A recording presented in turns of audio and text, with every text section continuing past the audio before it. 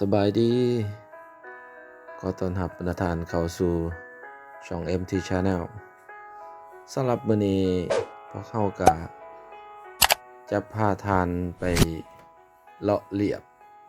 เบิ่งเส้นทางเนาะอยู่เทศบาลนครปากเสซึ่งว่าจะรีวิวเส้นทางจากนครปากเสไปหาหลัก48เมืองปทุมพรเนาะว่าจะเป็นอะไรเนาะโดยเฉพาะเป็นผู้ที่ว่าบ่ได้มาบ้านดนนะเนาะก็เลยว่าอยากให้มารีวิวเส้นทางว่าเส้นทางบ้านเฮานี้จากนครปากเสไปหา48นี่เป็นแนวใดเนาะตามแคมทางตามเส้นทางนี่มีการสร้างสาพัฒนาขึ้นแนวใด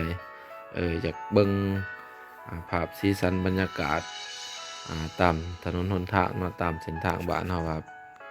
มีความแตกต่างจากเมื่อก่อนกับปัจจุบันคืออะไรเนาะตอนนี้เฮาไปติดตามรับชมกันเลยอันนี้คือภาพการสัญจรในตอนเสาร์ๆของวันพักเนาะเมื่อนี้ก็เป็นวันอาทิตย์รถคุณบักนาวขนาดเนาะรถคนหมองหน้าคนสินค้า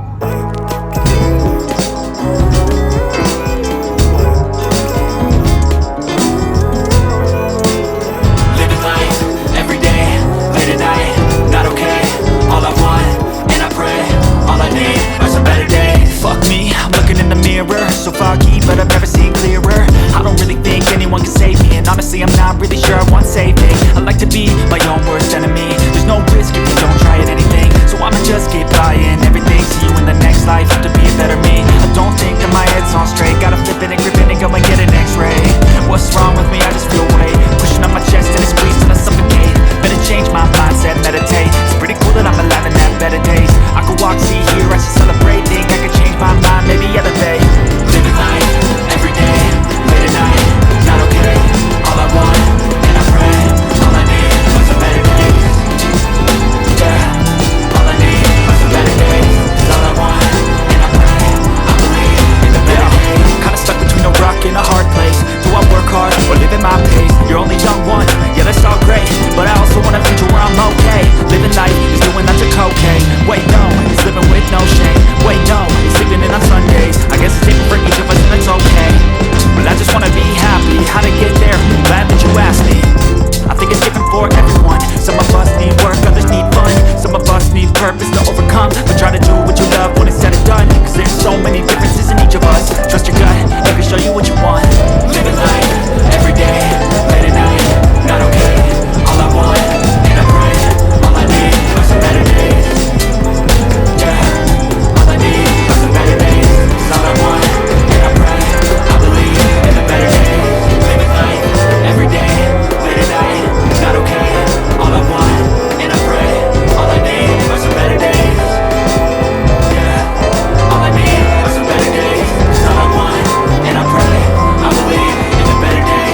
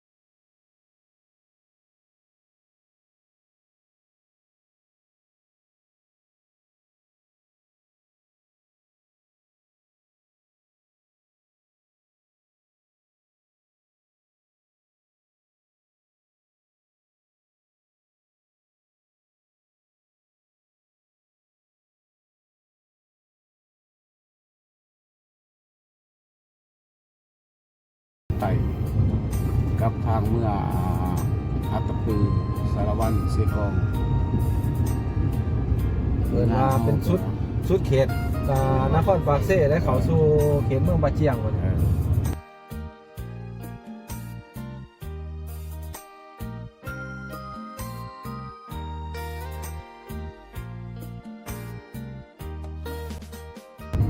หาดอิงแดน้ำควันใจเนาะ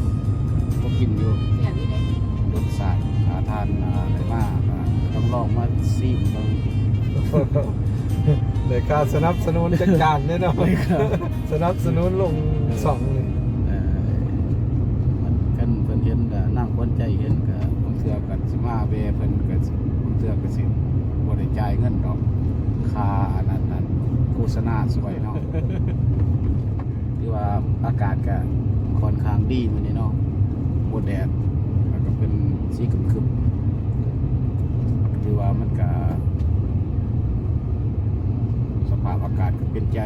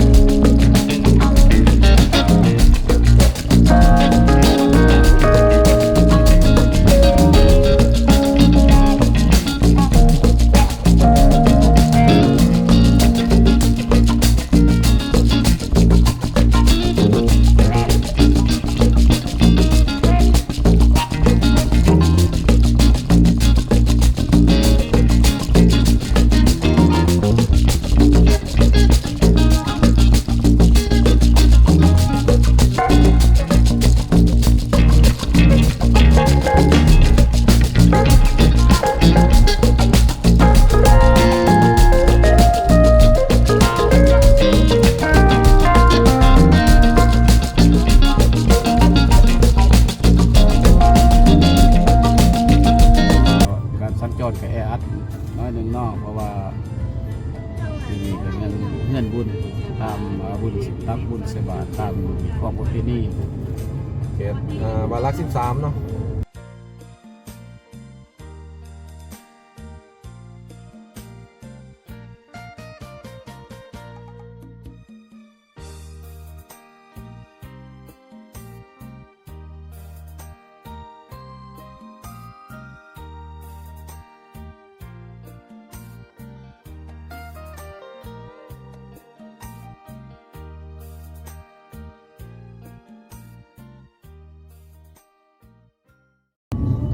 หอดตลาดรัก14แล้วเนาะ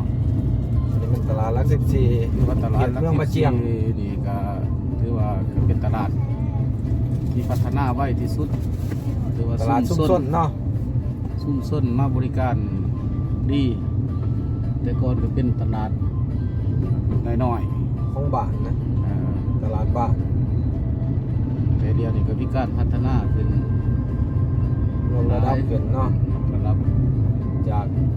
ตลาดบ้านก็กลายเป็นตลาดชุมชน มีผู้มาจับจ่ายซื้อขายแล้วก็มีผู้มาใส่บริการหลวงหลาย เขตอุตสาหกรรมในทางด้านขวามือ เมืองปาเจียงเจริญสุขวันที่9เขาเมืองปทุมพรเนาะ เขาเขต เขาเขตเขาปทุมพรแต่ว่าในบนเส้นทางนี่ก็ยังมีงัวอยู่เนาะ เพราะว่าสัตว์เลี้ยงของประชาชนในเขตนี้ก็ยังปล่อยเป็นแบบปล่อยไปตามธรรมศาสตร์อยู่ยังอาศัยธรรมศาสตร์เป็นส่วนใหญ่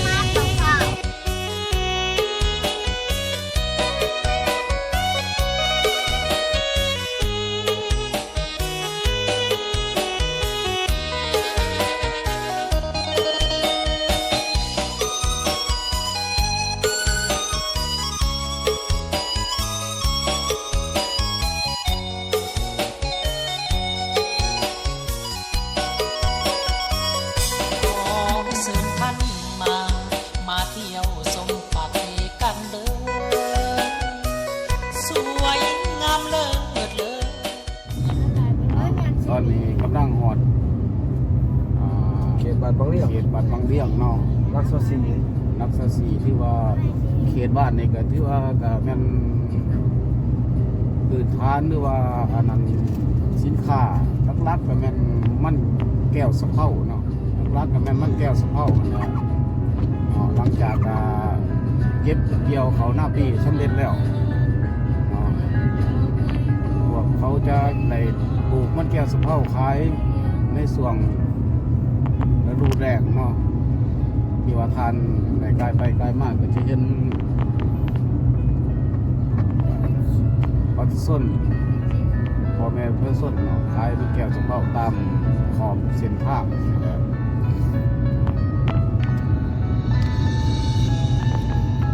มันฮอดหัวหวยบงเลี้ยงหวยบงเลี้ยงรักษาศี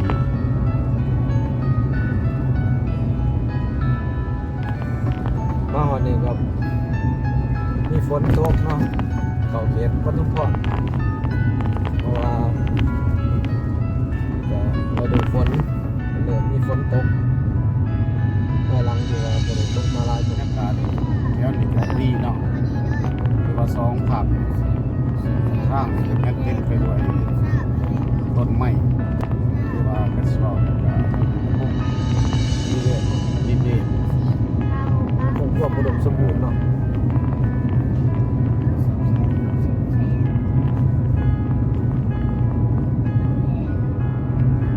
ตั้งสีหอดบ้าน รัก30 ตั้ง30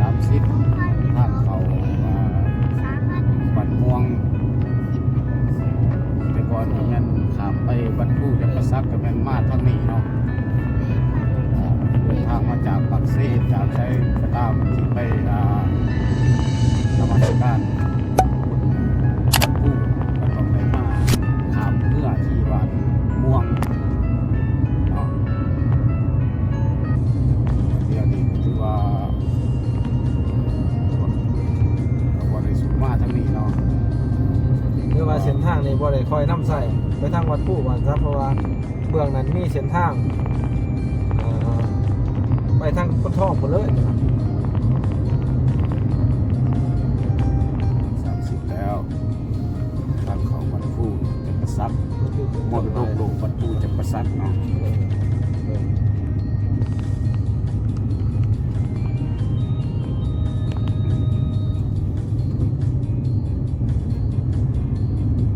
ก็บ้านนี้ก็เป็นบ้านจุดซุ้มทางการค้าขายก็ว่าอะไรเนาะ เดือนนี้ก็สิปลูกย่างส่วนหลายปลูกย่างปลูกมันต้นนะนี่เป็นเขตผลิตสินค้ากสิกรรม ว่าพื้นฐานโครงรางคือว่าอย่างว่าสมบูรณ์ชีวิตการเป็นอยู่ของพ่อแม่เบื้องต้นก็ถือว่าดีร้ายเนาะ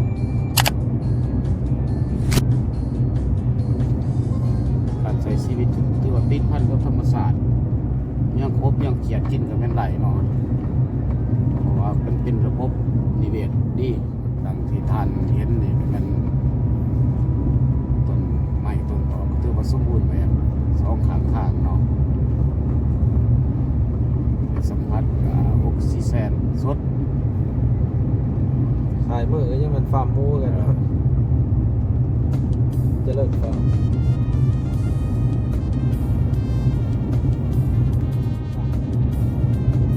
งามไหม ว่าเย็นเนาะคือว่าเบื้องไม้นี่มันก็จอดกันแล้วเนาะปกคลุมไปด้วยไม้อากาศสดเย็นคือว่าหายากเหมือนกันซะ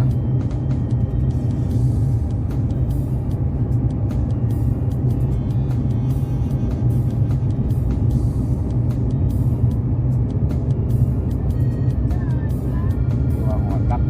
บ้านรัก34นั่นสิกาเนี่ย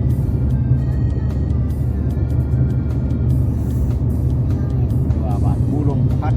เรียกซื้อเป็นบ้านผู้ลมพัดแต่ก่อนเกิดมาบ้านรัก34นะคือว่าเป็นบ้านหนึ่งแหละ ว้มาสุดเทียบใส่ประมาณปี89-90เนาะก็พัฒนาหลายแต่ก่อนก็ดูโรงเรียนอุดมปทุมพรหรือว่าปกครองแม่นนักเรียนเขตนี่มันแต่นักศึกษาลงมามันมาเรียนอยู่อุดมปทุมพรนี่เนาะบรรยากาศดีเลยเนาะต้นไม้ต้นตอคือรังทานไปเห็นนั่นนะฮอดอุดมปทุมพรเนาะก่อนอุดมปทุมพรคือบอกง่ายๆอยู่ภาคเรื่องสายมือนี่ก็เป็นปราสาทเก่าคนแต่เดียวที่เขาก็มาบูรณะ เป็นขนาดนั้นฮะ อีกสังเดียวนี่ เป็นศูนย์ของปอกสวนยาง ศูนย์ของพวกสวนยาง นี่ของของสวนยาง นี่ นี่ของสวนยางพระก้าวกระสู้ ทั้งนานี่เป็นโรงเรียนอุดมปทุมพรแต่ก่อนเนาะเรียน นี่อาจจะ ถือ ว่า ว่า มั มั ด ธ หวยกองเนาะ ถือว่ามัธยมสมบูรณ์เมืองปทุมพรเนาะแต่ก่อนก็โพ้นนะจ๊ะครับพระเจ้ามาเยี่ยนก็จึงได้คุดผู้ใดลือเนี่ยก็บ่ได้เยี่ยนแล้วเอาได้คุดกับโพ้นก่อนเนาะ พูดโป้นบ่ ก็ถือว่าแบบลำบากเติมยางใส่เวลายางแต่ก่อนมีแต่ยางแล้วผมมีรถถีบหารถถีบนี่ก็ประมาณกิโลเมตรปลาย 1 กิโลเมตรปลาย เนาะนี่นะ อันนี้เข้าเขตตัวเมืองของเมืองปทุมพรครับเป็นเส้นทางผ่านตัวเมือง เทศบาลเมืองปทุมพรเนาะที่ทานเห็นเดี๋ยวนี้เนาะนี่เป็นครัวหวยตุมุเนาะครัวหวยตุมุ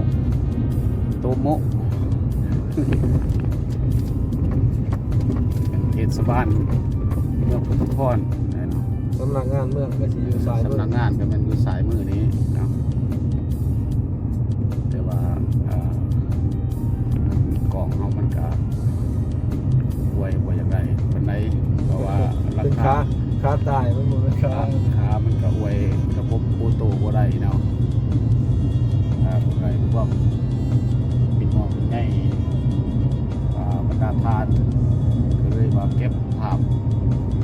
มาผากเนาะถือว่าพัฒนาไว้เติมเนาะเมื่อมาเทียบระหว่าง เมื่อก่อน กับเมื่อก่อน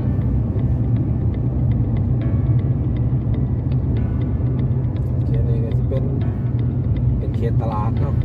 เขตตลาดใหญ่มาก ตลาดใหม่ ใหญ่มาใหม่อ่า ทางขวามือด้านขวามือ ทางเขานี่ก็คือว่าผู้ฮั่นทานของบ้าน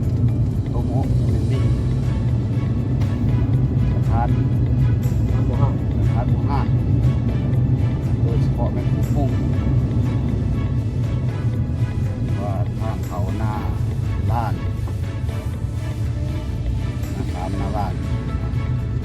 แล้วส่งขายตามแคบทางน้องในร้านเช้า ผลิตภัณฑ์หัตถกรรมเนาะ ว่าการขายแม่นด้วยพ่อกับแม่ห้อยนี่ก็เป็นรักแต่ก่อนแม่ห้อยโขงบ้านเขาเองเดี๋ยวมันก็จะเบิดแล้วหนาวอ่อนเกิดสบ้านมันรัก48แล้วเนาะ ขึ้นมาหน่อยหนึ่ง เนี่ยแม่นทางเมืองโขงเอาลูกไปดูเลย ตรงชายแดนลาวกับเจียบ เมื นะ องสายนี่ก็แม่นทางเมืองแขวงอัตตปือแต่หาแขวงอัตตปือประมาณ116 สำหรับการรีวิวเส้นทางนอกจากนครปากเซมาฮอดหลัก 48 เมืองปทุมพรแขวงจำปาสักกะสิขอจบลงเพียงเท่านี้เนาะก่อนจากก็อย่าลืมกดไลค์กดแชร์กด Subscribe หรือว่ากดติดตามเนาะเพื่อเป็นกำลังใจให้พวกเราเฮ็ดคลิปต่อไปพบกันใหม่ในคลิปหน้าสบายดี ผู้เสยโสมเดียวสีพันดอนอ่อนซอนเมื่อได้ดอง